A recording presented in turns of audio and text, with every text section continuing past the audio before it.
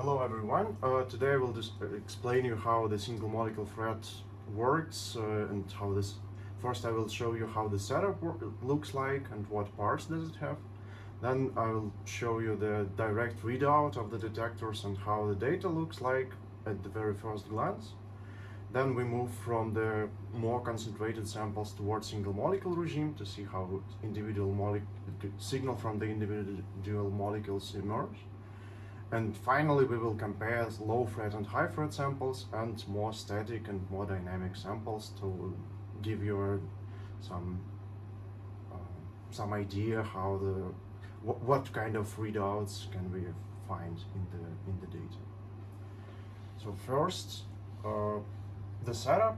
This is basically the this is the fluorescence microscope, which is it's partially home built. So we have a normal microscope part, and on top of it we have excitation part and the detection part. So let's start first with the excitation. Here you have two lasers, so we can excite both donor and acceptor. One laser is blue for donor and one is red for acceptor, and they both, like this, are coupled to the optical fiber that moves the light into the microscope, so that we can eliminate our sample from the bottom, like in an inverted microscope. So the sample will be placed here, and then the intensity is collected to the detection part, which is placed here. So the light comes from the microscope, then it's split by color by the mirror. So the red light from the acceptor goes here, and then it splits by polarization to these two detectors. And the blue light goes in this direction, and again it's split by polarization, and these two detectors reach the intensity of the donor. So that's basically how the setup works. Now we can move towards the data acquisition and processing. Okay, let's have a look how the sample looked like. Here we have an 8-well plate. In each well we have 4 drops in each corner, and the volume of the drop is 20 microliter, and the laser beam is focused in one of the drops so that we can measure the samples one by one. The concentration is typically 100 picomolar, so in each drop we have approximately 0.1 nanogram of the protein. So if you purify your protein and label it, most times you have enough for infinity number of experiments, which is quite nice and economical. So the sample we are using today is double-stranded DNA labeled with 2 fluorescent dyes. So we have 2 species of DNA, one with 2 dyes with with longer distance between them, so this is low thread sample, and another pair is with closer distance, so we have higher thread. And first I will show you lower thread species, and then we can compare what is different between the readouts. So I will start the software and start the recording.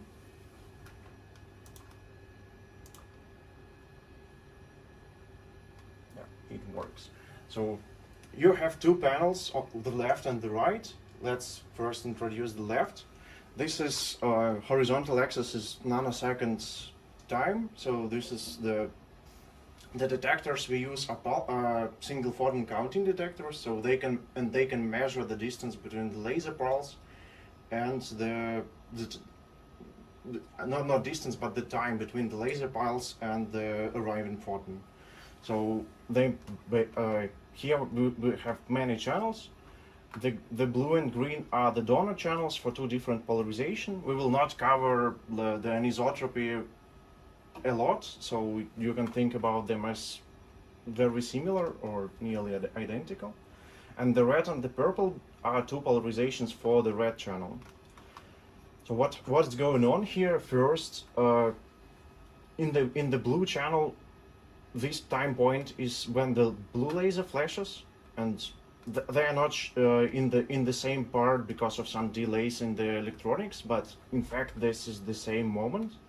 So first you have a laser flash and your molecules rapidly saturate, and then you see the fluorescence decay over several nanoseconds, from which you can determine the fluorescent lifetime. In the red channel, this time point is the same as here in the blue. So here first you have a flash of the blue light, and you see some intensity in the acceptor channel, which is your FRET signal. And after some time, when this signal decays, you see the second flashlight from the red laser, which excites the acceptor directly. So here you see the intensity of acceptor after direct excitation. And the longer we accumulate the data, the less noisy the curves are, and from them we can estimate both intensity and the lifetimes of both donor and acceptor. On the right, you can see the fluctuation of intensity in the second time.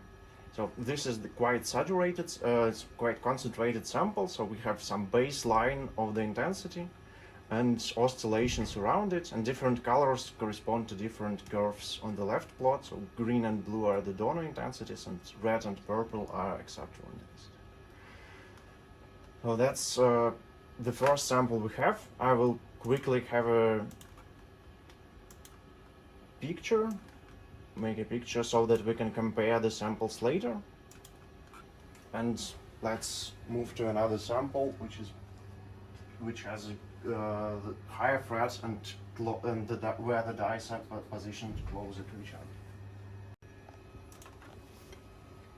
Here is the second sample with closer distance between the dyes, and you immediately see that the peak corresponding to the FRET on the left plot is higher here than it used to be. I will open the previous plot for comparison.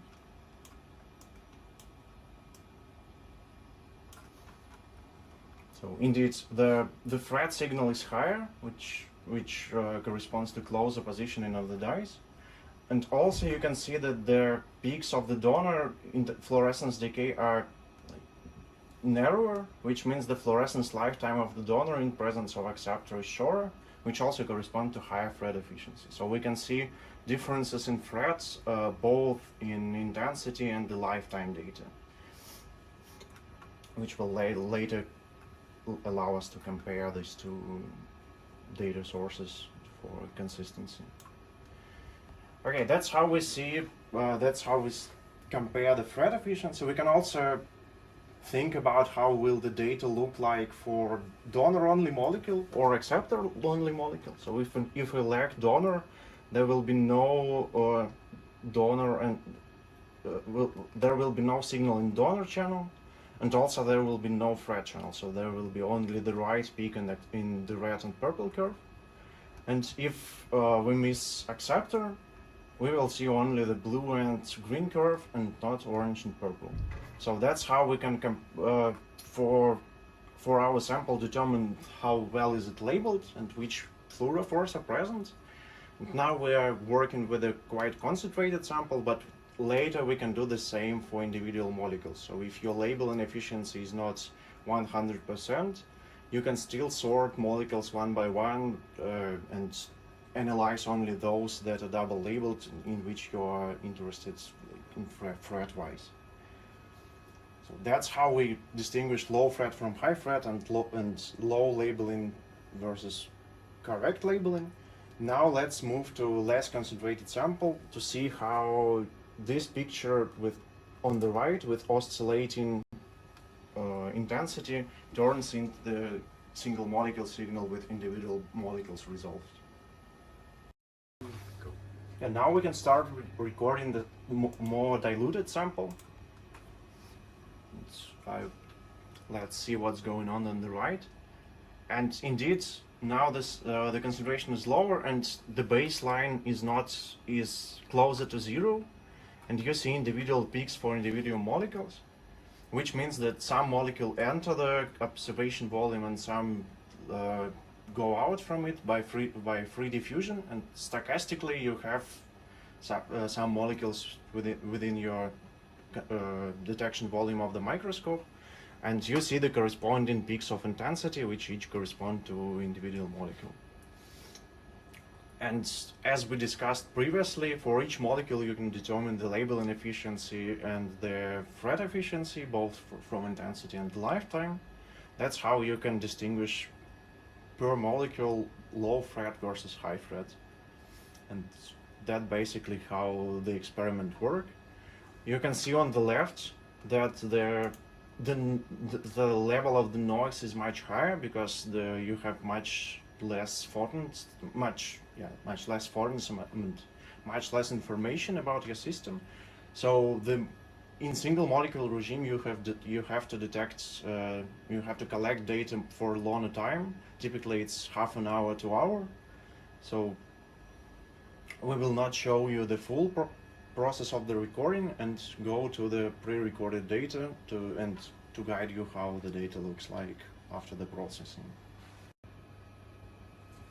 Here on the left we see the plots of the individual molecules distributed over the horizontal axis corresponding to Fred efficiency and vertical axis corresponding to some value I will describe a bit later. So let's first focus on the horizontal distribution plotted on the right. So you see that there are two peaks. So this sample was the mixture of low Freds and high Freds double-stranded DNAs, and you immediately see that you can resolve these two species or two conformations within the ensemble. So you have some molecules with lower Fred like 0.1 and some molecules with higher Fred like 0.7. And the beauty of the method that you really see the heterogeneity of your sample, and almost any other biological method will give you some average results. Here it will be like 0.4. And from this plot you see how meaningless it is, because there are very, very few molecules having actually the Fred efficiency 0.4, and both populations are very far from this average value. So you miss a lot of information due to averaging, and with single molecule detection you can resolve this problem and see what's really going on in your sample. So we will focus a bit on these one-dimensional histograms. So first, we were talking about double-stranded DNA, which is completely static, so the Fred efficiency is constant. Now I will show you the data for DNA hairpins that have open and closed conformation, shown on the right. So in open conformation, the one strand is not coupled, so the distance between fluorophore is large, so the Fred is low. And in closed states, the fluorophores are closer to each other, so the Fred is higher.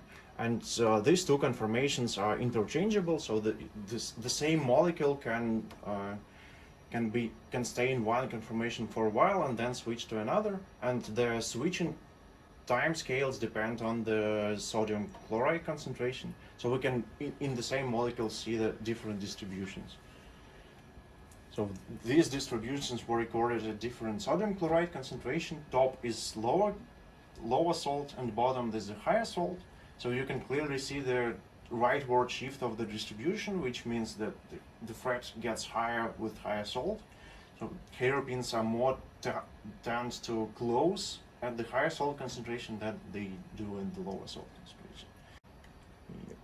Yeah, now we can have a look on these histograms. This is the similar 2D plots as I showed previously for double-stranded DNA. Left is low salt, right is high salt, and horizontally still again you see low Fred with low salt and high Fred with high salt. But now I invite you to focus on the vertical axis, which is the measure of how constant your Fred efficiency within the detection time of an individual molecule. So if the Fred is constant, the score is low and the molecule is closer to the bottom of the plot. And if the Fred efficiency is changing within the residence time of molecule and you see it in different conformation within the burst, you have the higher score and the molecule is closer to the top.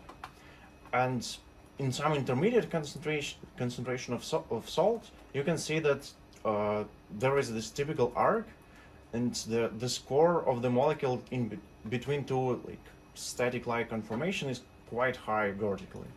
So if you have a look on molecules with Fred efficiency 0.3, they have very high score of dynamics. So they are not really staying in this conformation with 0.3, but they kind of experience frequent transitions between the two extremes with low Fred and high Fred. So in this data, we clearly see the dynamics between two conformations of the hairpin. And it's even more clear if you compare double-stranded DNA data, where all the molecules have a fairly low score on the vertical axis, and DNA hairpin, which is dynamic, show this typical arc. So this is the fastest and the easiest way to see the dynamics in your data. So we not only see the overall change of the conformation, like we see from the Fred efficiency on the horizontal axis, but also we can see whether these changes are like, what are the typical time molecules spent in each state. So if the transitions are much longer than the time the molecule spends in the confocal volume of the microscope, like more than dozens of milliseconds, you will see a picture like this.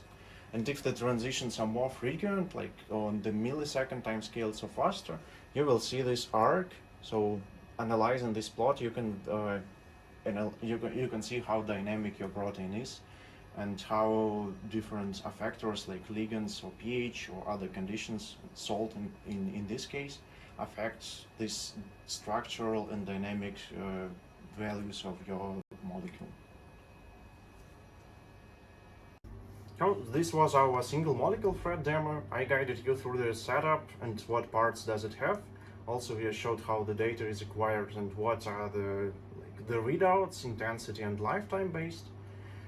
We saw how we can move from quite concentrated data acquisition to a single molecule regime, and also how we can analyze it and have some insights into the overall conformational changes and changes of Fred efficiency, and also how we can distinguish between static data and dynamic data.